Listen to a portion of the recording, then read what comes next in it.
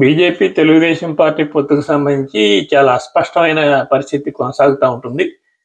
Telugu Desam party పదే పదే బీజేపీని అడుగుతూ ఉంటుంది. బీజేపీ రిజెక్ట్ చేస్తూ ఉంటుంది అని చెప్పి ఇప్పటివరకు కూడా వార్తలు వస్తూనే ఉన్నాయి.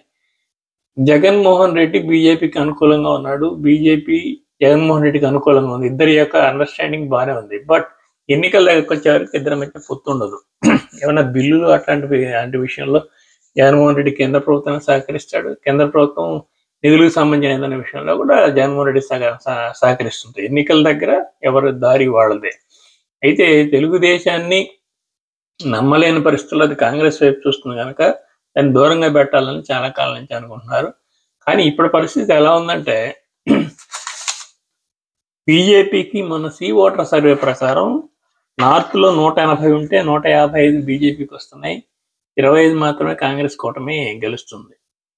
ఈస్ట్లో 153 ఉంటే 85 బీజేపీకి వస్తున్నాయి. 55 కాంగ్రెస్ కూటమి గెలుస్తుంది. వెస్ట్లో 78 ఉంటే 50 బీజేపీ గెలుస్తుంది, 30 కాంగ్రెస్ కూటమి గెలుస్తుంది. అదే సౌత్లో 132 ఉంటే 25 బీజేపీ గెలుస్తుంది, 75 కాంగ్రెస్ గెలుస్తుంది. సౌత్లో ఎక్కువ సీట్లు సంపాదిస్తుంది కాంగ్రెస్ పార్టీ. అదే కాకుండా సౌత్లో ఏమైనా ప్రాంతీయ పార్టీలు కాంగ్రెస్ వైపు వెళ్లకుండా చూడటం అనేది బీజేపీ యొక్క ప్రధానమైన వ్యూహంగా కనపడుతుంది.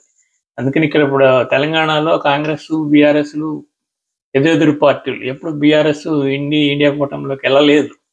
అదేవిధంగా అక్కడ జగన్ పార్టీ ఇండియా కూటమిలోకి వెళ్ళదు. తెలుగుదేశానికి మాత్రం కొంత వెళ్ళే అవకాశాలు ఉన్నాయి.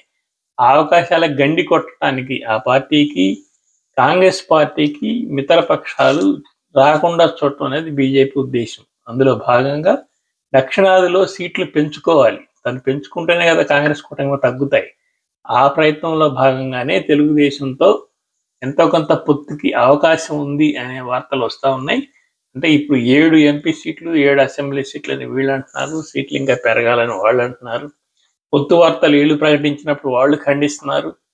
తర్వాత వీళ్ళు కామ్గా ఉంటున్నారు. ఈ గందరగోళం అయితే నడుస్తుంది. కానీ ఫైనల్గా పొత్తు ఉండవచ్చు.